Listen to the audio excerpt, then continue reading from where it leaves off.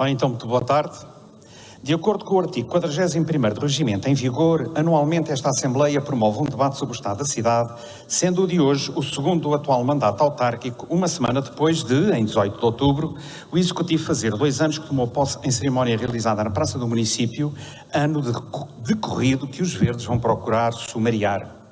Na sua apresentação de há um ano, o Sr. Presidente anunciou que iria avançar com o projeto Água Mais, destinado a lavar as ruas com água que não é potável, poupando milhares de litros de água potável. Com efeito, tratava-se de uma parceria com a Águas do Tejo Atlântico, parte integrante do Plano Estratégico de Reutilização da Água de Lisboa, com o objetivo de reciclar água não potável com origem no processo de tratamento de águas residuais urbanas, oriundas das fábricas de água, destinada às áreas de rega em parques e jardins da cidade, através de uma rede com 55 km de conduta, 16 estações elevatórias e 12 reservatórios. Mas esqueceu-se que este plano estratégico já havia sido anunciado 3 anos antes, ou seja, no verão de 2019, que implicava a criação de uma rede de água reciclada saída das 3 hectares de Lisboa para a rega, lavagem de ruas, criação de lagos ou sistemas de refrigeração de indústrias e que teria de ser implementada em 3 fases até 2025, com a primeira fase em funcionamento desde 2020 em Alcântara, Frente Ribeirinha e Parque das Nações.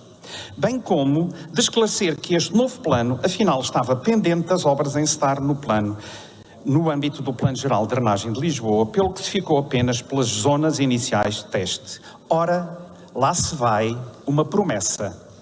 Anunciou também ir concretizar a mudança da iluminação pública para lâmpadas LED, para poupar pelo menos 80% na nossa fatura energética. Estou a citar.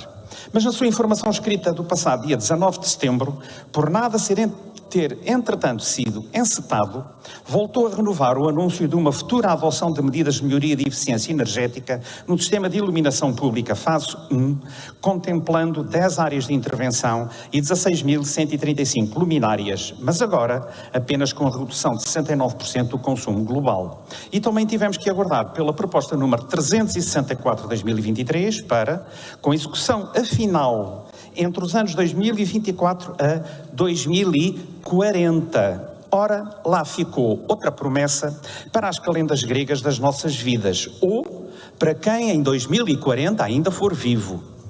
Também há um ano anunciou que o Executivo já tinha, vou citar, hoje 1000 fogos em construção para habitação acessível e municipal. Lançámos 2 contratos de programas com a Gebalis, 2 milhões mais 40 milhões, aquilo que nunca tinha acontecido em termos de dimensão para renovar, não só os bairros, mas mais de 800 habitações, 830 habitações nesses bairros. Ora, consultada agora a página da Câmara, com os projetos para edificação da renda acessível, entre os 9 existentes, apenas 2 avançaram na execução, continuando os restantes em processo de, vou citar, preparação do relançamento do concurso, e um deles é mesmo omisso. E, Sr. Presidente, por onde andam os 2 projetos de loteamento, número 7 e número 8, de iniciativa municipal de renda acessível no Restelo, anunciados em fevereiro de 2021, para onde se previa a construção de 460 fogos, mas que os novos tempos tiveram cuidado de apagar da internet? É ou não verdade que a Câmara é detentora de um relevante património imobiliário disperso, incluindo de terrenos com alta capacidade de edificação, como é o caso destes no Alto Restelo? Assentavam ou não numa solução urbanística de qualidade, com uma edificabilidade significativamente abaixo da permitida pelo PDM, que se articulava com a necessária resposta a necessidades prementes para aquele território, ao nível de equipamentos, escolas, instalações desportivas e de mobilidade, melhores transportes públicos? Não considera fundamental dar-lhes continuidade, contribuindo com respostas urgentes para o problema do acesso à habitação em Lisboa? E como entender que o Executivo, mais uma vez, e ao que consta, pareça estar a desistir de outro projeto de habitação a custos acessíveis, neste caso agora para a Quinta da Alfarrobeira, em São Domingos de Benfica, em terrenos do Estado, que até seriam cedidos à Câmara para centenas de casas a preços acessíveis? O que os verdes constatam é uma manifesta falta de empenho em concretizar deliberações do anterior Executivo Municipal. Ou, então, lá se vai mais uma promessa de mão cheia de nada. Sobre o parque escolar, gostaríamos de ouvir o Sr. Presidente pronunciar-se sobre as anunciadas obras de requalificação das escolas e jardins de infância da rede pública, de acordo com prioridades estabelecidas, as recomendações do relatório do LAMEC. em articulação com os agrupamentos de escola e as juntas de freguesia e a abertura desses equipamentos à comunidade e a requalificação dos espaços envolventes?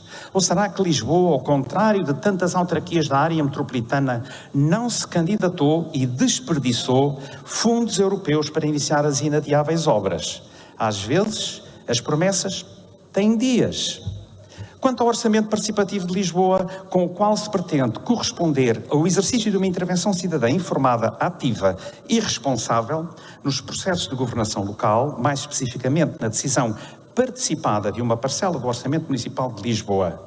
Trata-se de um mecanismo que intenta um maior envolvimento e responsabilidade dos cidadãos na consolidação de uma cultura cívica de participação e responsabilidade na evolução natural da sociedade. Acontece que, na página do OP, desapareceu toda e qualquer informação sobre as edições anteriores. E aguardam para ver a luz do dia, e sobre os projetos vencedores, são enumerados vários que continuam a aguardar para verem a luz do dia, mantendo-se os proponentes na longa expectativa de se sempre serão ou não executados.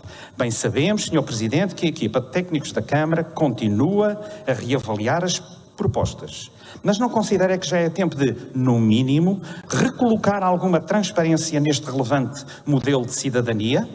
E, por seu turno, falando de transparência, quanto à JMJ, continuamos a aguardar a divulgação de como foram geridos os dinheiros públicos e seus proveitos, tanto a listagem dos ajustes diretos de última hora, como o cheque do tão anunciado retorno de benesses sobre os esbanjados milhões em palcos. Mas retorno para quem? Para que munícipes? Para que famílias? Para que desempregados ou sem abrigo?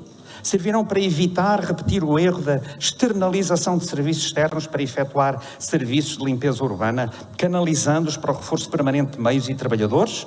Ou vai passar uma esponja sobre as suas anteriores promessas?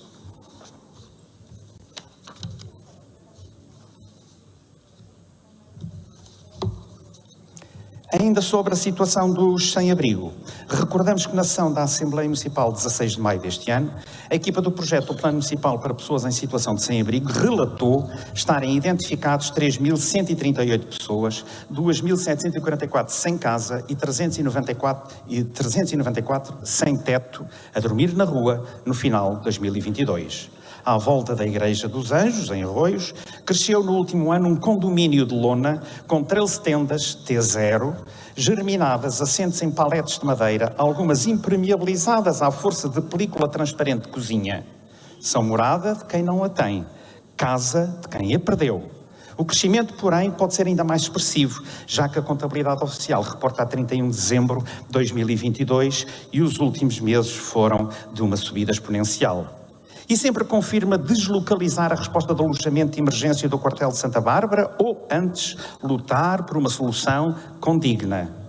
Ou estamos perante novas promessas para que o vento as leve. Se muito aprecia usar o verbo fazer para caracterizar os seus 2 anos de mandato, então colabore com soluções para resolver este problema social há muito denunciado pelo Sr. Presidente da República. Uma coisa concordamos consigo, faz algumas das ideias que já haviam sido aprovadas em anteriores mandatos, mas outras que seriam relevantes para os munícipes vão para a pasta de reciclagem do seu computador, ou seja, são liminarmente eliminadas. Lembre-se que, em breve, terá de apresentar um novo orçamento para 2024, que se aguarda desta vez não passe de promessas e seja isento de erros.